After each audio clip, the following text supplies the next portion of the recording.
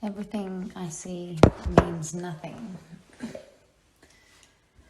Nothing I see means anything. So this is a lesson, I guess. I remember from a child, my mum was studying this book called The Course in Miracles, and I lived with her and a bunch of other people that were studying this book daily, and for some reason as a child I really picked up on this particular verse from the book, and I have a feeling it might even be the first lesson of the book. Nothing I see means anything. And then it goes on the next lesson. I think it's something along the lines of, I've given everything I see its meaning, or everything I see I've created its own meaning. Something along those lines. I've given everything I see its meaning to me. And I didn't really know why this particular lesson stuck with me, or if it even funneled through into any of my own meditation practices, or, but it wasn't until I started joining the dots together. And there's this practice I like to do sometimes.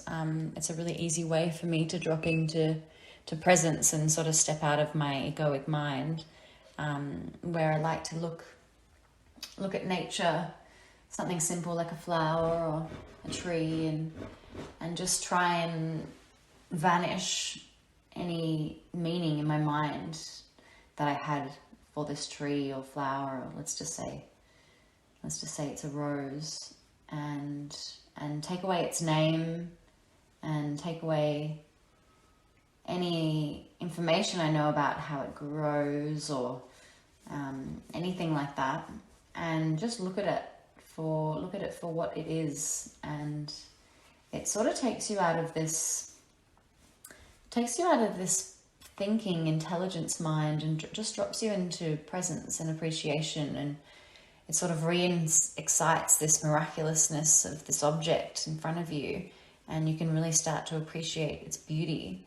And I feel like everything I see means nothing, or nothing I see means anything, is a very similar practice, because you're stripping back an item's meaning, an item or an object or a plant or whatever.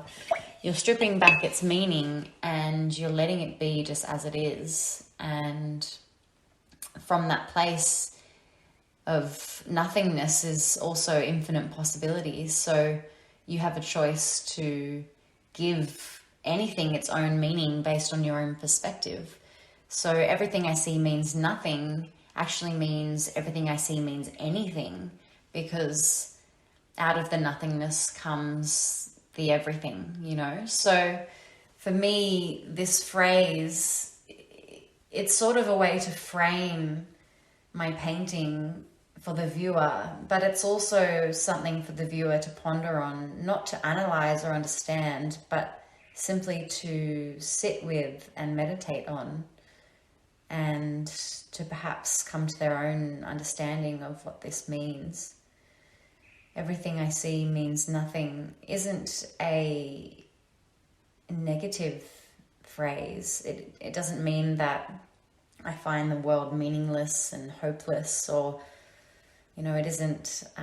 It doesn't make me feel sad. In fact, it makes me feel quite present and silent and just with the world, rather than trying to analyze it.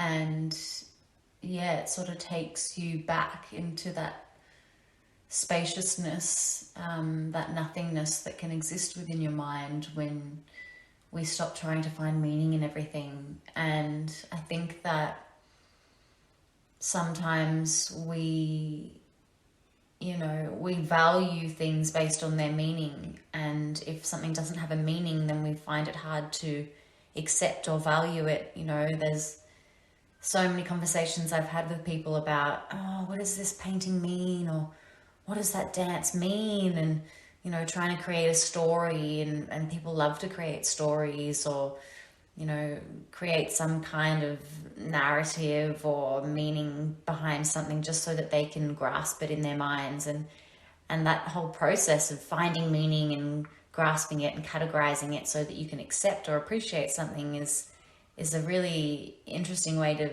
be viewing the world, because we don't have all the answers, and whether or not we do, that shouldn't change how we appreciate something.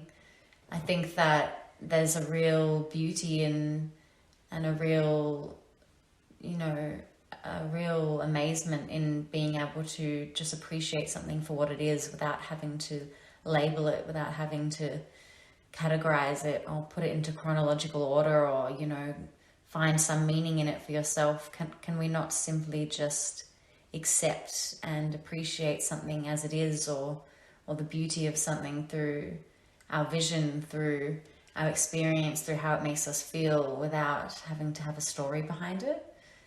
And I think that, this can feed into so many aspects of our lives, and how many of us, tell stories of our own lives, and sort of live by these stories that we tell ourselves, and identify with these stories. And this phrase comes back to that too. It comes back to identity and personality, and the fact that we hold on to this idea that we mean something, that that our personality is part of who we are, and in many ways it is when we function in the world, but in many ways it isn't, and we're so much more than that.